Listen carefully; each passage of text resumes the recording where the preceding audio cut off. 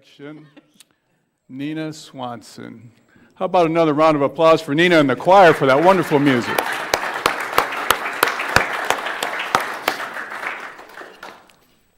So I'm not who you expected I'd be, right?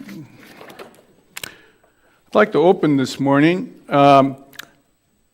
Minnie Olson was to be the guest speaker, but she's called away on a family emergency. So what I'd like to do is have us all go into kind of a minute of silent prayer, both for her and for all the victims of recent natural and man-made disasters. So if we just take a minute and just bring all those people into our prayer consciousness this morning.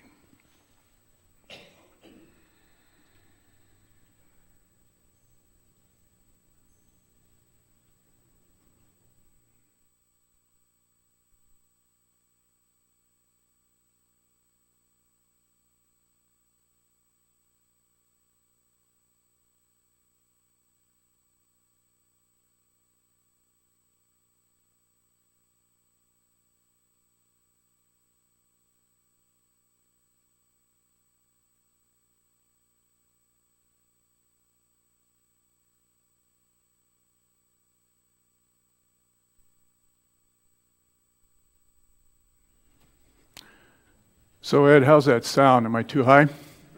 How about the rest of you? It sounds a little loud here. Is it loud?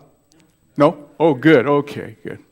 So, next thing I want to do is thank Reverend Brenda for inviting me to speak this morning. It's always an honor to be in front of wonderful, enlightened, beautiful people as yourselves. Thank you for me. You bet. She wanted me to carry on kind of the interfaith thing that we were doing earlier, and she wanted me to talk a little bit from the Buddhist perspective. So I got to have a little caveat. I'm not a Buddhist. I am, however, quite interested in Buddhist philosophy, especially how it deals with human suffering. I kind of consider Buddha, or Siddhartha Gautama, before he was Buddha, to be one of the very first cognitive behavioral psychologists. So today I'm going to give my talk both from the Buddhist perspective and the psychological perspective.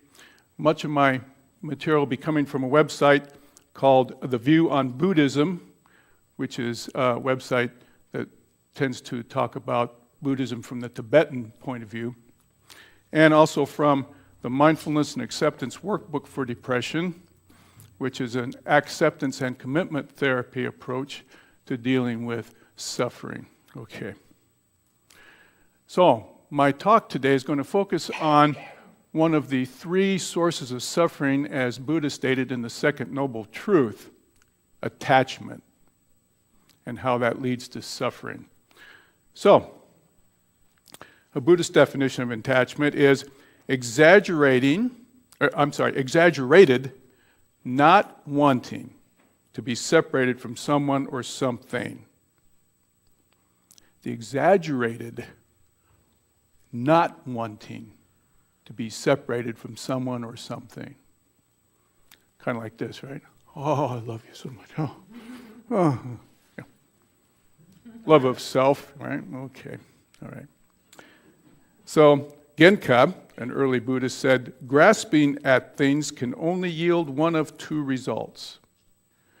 Either the thing you are grasping at disappears, or you yourself disappear. It is only a matter of which occurs first. So, the Second Noble Truth, as I mentioned before, says that the reason that we experience suffering comes ultimately from our mind. I'll say that again. The reason that we experience suffering comes ultimately from our mind. That's why I say Buddha is the original cognitive behavioral therapist. He understood the power of mind. According to Buddhism, our main mental problems or root delusions are attachment, anger, and ignorance. Whatever.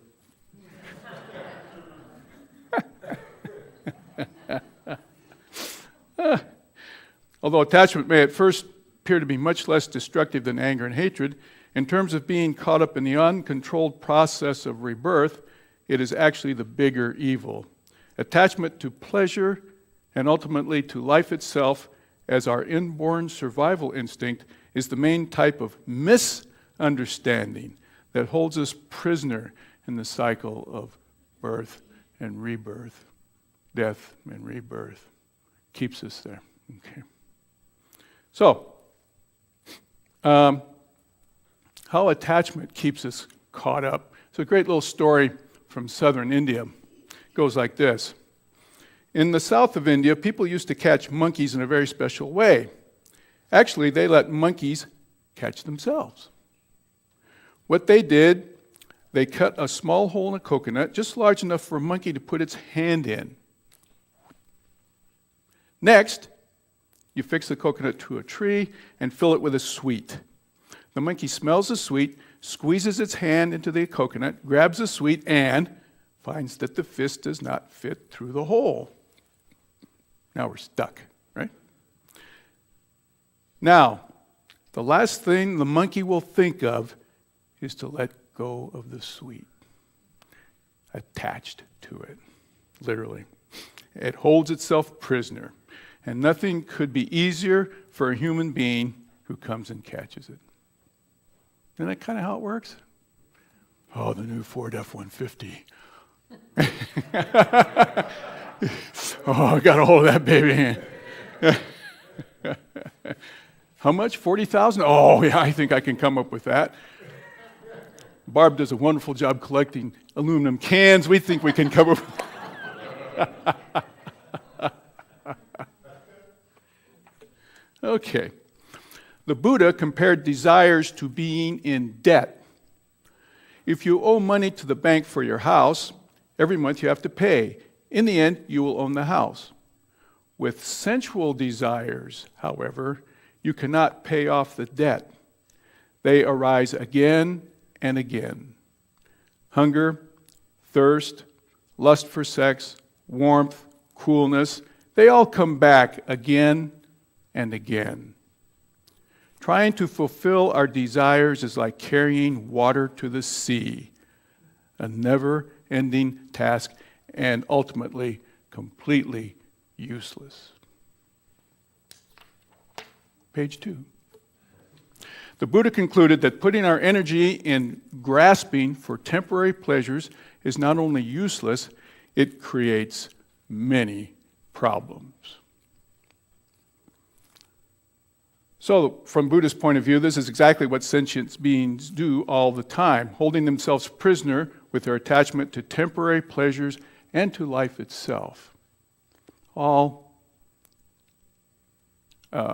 not solid, right? Okay. Impermanence, he called it. Everything is impermanent. Everything comes, everything goes. The sun comes up, the sun goes down. Life comes, life goes. Hunger comes, hunger goes. Anxiety comes, anxiety goes. Pain comes, pain goes. Impermanence. Letting go of the idea of permanence is one of those steps. So, you should lose your involvement with yourself and then eat and drink naturally, according to the needs of your body. Attachment to your appetites, whether you deprive or indulge them, can lead to slavery, but satisfying the needs of daily life is not wrong. Indeed, to keep a body in good health is a duty, for otherwise the mind will not stay strong and clear. So there's that distinction, right? Indulging our pleasures versus taking care of ourselves, right? So basically what we're talking about here is looking at values. What is important to you? What do you want to be driving your life? Your mind or your values? Let's go back to the reason that the experience we experience suffering comes ultimately from our mind. This is a workbook on depression written by Kirk Strosahl and Patricia Robinson. Back in about 2008, I was in a therapy situation with a person who was absolutely stuck in depression. I mean, really stuck. And I was using my old tried and true cognitive behavioral beliefs, which led to the person putting a plastic bag over their head and almost killing themselves. Something's not working here. So I called my colleague Jim Marchman up, who is the head of, or was the head of the Seashore Clinic at the University of Iowa Hospitals and Clinics, and said, "Hey, Jim, I got this issue with this client. What do you got for me?" He says, "Acceptance and commitment therapy. Get the workbook on depression," which I did. And everything started to fall into place. I'd already been incorporating mindfulness into my practice, but this really laid it out. So I'm going to, if you'll indulge me for a little bit, I'll share some of this with you, if you're okay with that. Yeah. All right, good enough. Glad you said yes, because this was going to be real short.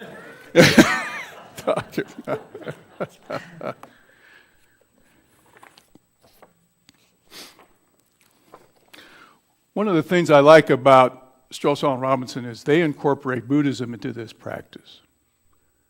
For example, the Buddhist view of the human life cycle is very different from the Western perspective. In Buddhism, you are born with perfect consciousness, what Buddhists call the uncarved block.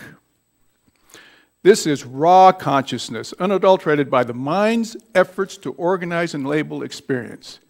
As you mature, you lose perfect consciousness through the acquisition of mind, which is developed systematically through the process of learning, language, and higher level thinking.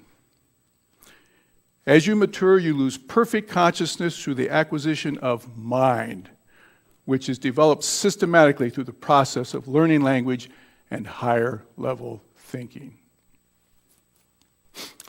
As you develop these skills, your mind begins to play a more dominant role in daily experience. You internalize all sorts of cultural rules, norms, and expectations and learn how to conform to them. This allows you to participate as a member of your culture, but it also begins to obscure the path to a blissful life because the knowing part of your mind starts to dominate the sensing part of your mind. Ideas and concepts that can be verbalized are reinforced, while such things as intuition and preconscious knowing are left out. At the same time, your mind begins to masquerade as an entity that's somehow bigger than you are. It begins to dominate how you shape and interpret reality. We'll let that sink in for a minute, huh? You can imagine when I started reading this workbook, I'm going, tell me more, right? There's a quote, and I'm sorry, I can't remember the name of the person who had this quote, but I think I shared this with you before. I'll share it again. I used to think that my brain was the most beautiful organ in my body until I realized who was telling me that. The mind begins to dominate. So, one of the things that underlies acceptance commitment therapy, or the main theory that underlies acceptance commitment therapy, is a theory called relational frame theory. Excuse me. It is a study of how we develop our minds. So, studying children as they develop the ability to think and speak allowed researchers to uncover the ways that spoken and unspoken language govern behavior. As it turns out, Buddhist thought on this topic holds more than a grain of truth. Acquisition of language is the main vehicle for understanding relationships and following social rules. It is the means by which we carve the world into categories, evaluate events and situations, and draw on the present to predict the future. Without language, we would be in the food chain rather than on top of it. People, okay, so I'm going to stop here for a minute about the mind. Okay, what about this mind? Without a mind, where would you be? Could you drive your car? No. Could you walk across the street safely? No. Anybody here work with severely disabled folk? Can they walk a street safely? No, they cannot. because the knowing part of their mind is not there to help them out. Your mind has basically two main purposes. The major one is survival.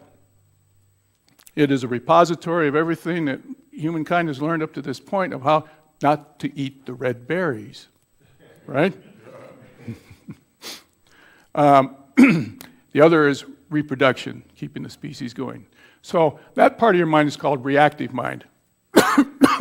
It's the thing that learns, evaluates, does all those things that keeps you going, okay? In and of itself, that's very important. But what if it starts to tell you things to do that don't work? Have another piece of Kathy's pie. That's a toughie, right? How are you going to argue against that? It's right there. It's sitting there. Pecan, my favorite.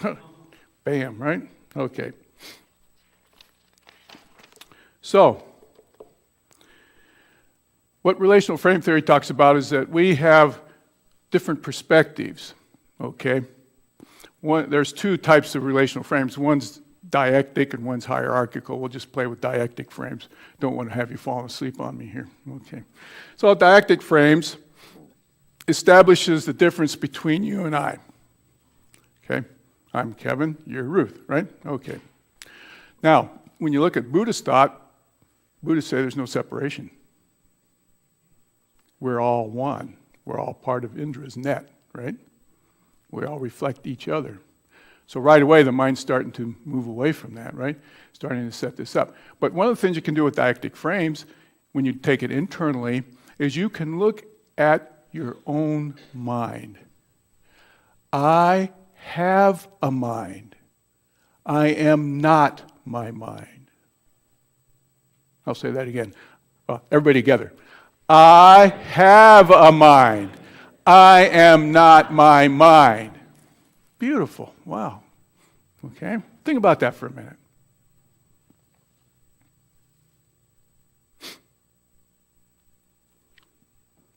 If we see that our mind is processing things rather than caught up in the processing, what would that mean to you?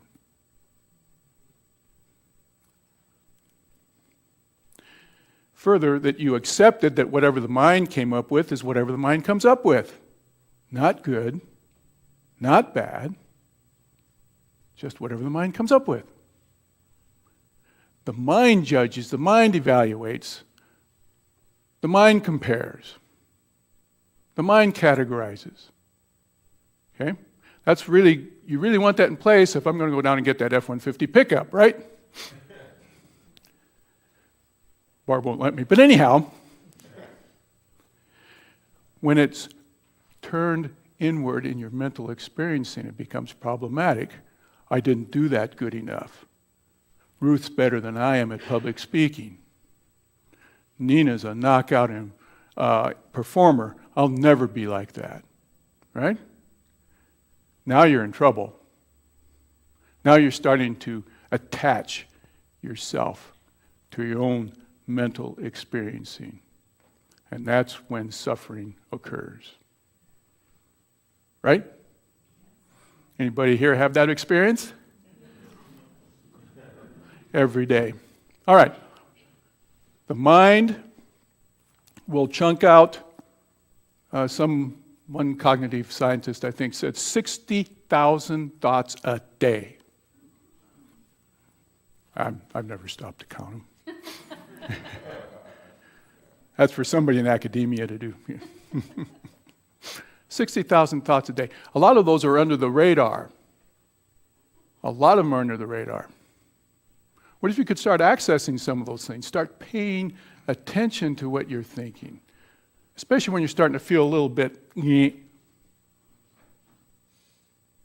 Start looking at, oh, wait a minute, let me stop. Let me check in. Let me become aware of what's happening in my mind right now. Just stop and go, what's this? Just ask yourself for a second here. What am I thinking right now?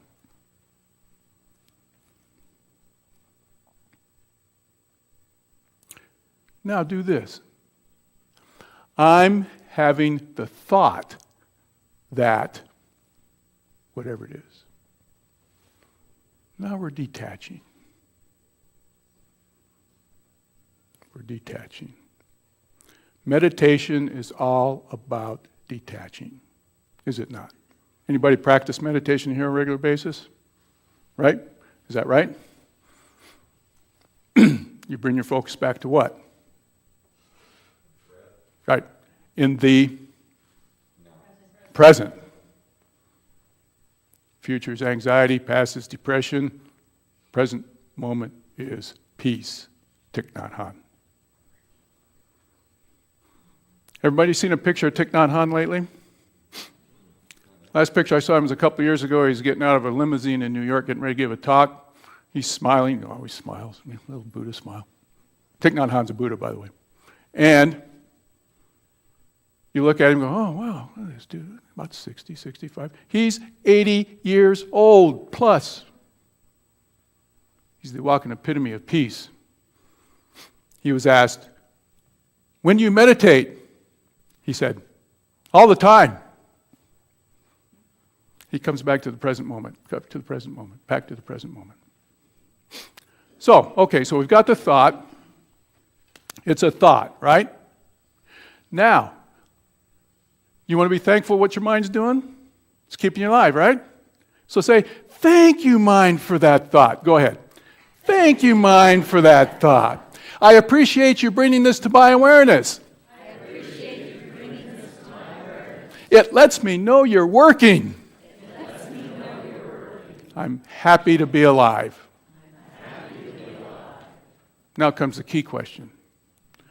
Does this thought take me towards or away from what's important? Does this thought take me towards or away from what's important? Important would be parenting, intimate relationships, health, personal growth, spirituality, all those things, people that are important to you. Does that thought take me towards or away from what's important? We call that an act, workability. Does this thought work? This is the main tool to detach from a thought. Is this thought working in my life?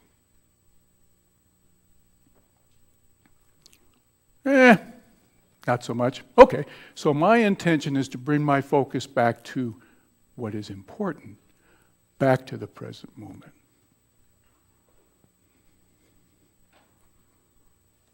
That's how you work with attachment via acceptance and commitment therapy. Any questions? Easy peasy, right? Yeah. Meditation is not an exercise. Meditation is not a technique. Meditation or any type of mindfulness is a way of life. Coming into the perspective, I have a mind, is accessing what the Buddhists call wise mind, or what we talk about here as divine mind. Is that correct? Okay. So I would recommend just taking time out of your day and just for 3 minutes, check in. What am I thinking right now? Then bring yourself back to the present moment with the breath. Ask yourself, is this thought working? If not, bring your focus back to whatever you're doing right now on what is important. How's that sound? That's something you'd be willing to do? Yeah. All right. Thus saith the psychologist.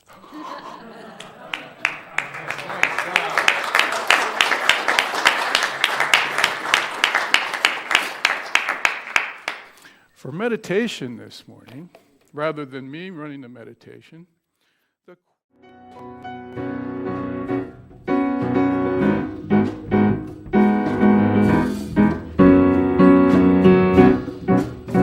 I start my day with love. When I start my day with love, that's what I get more of.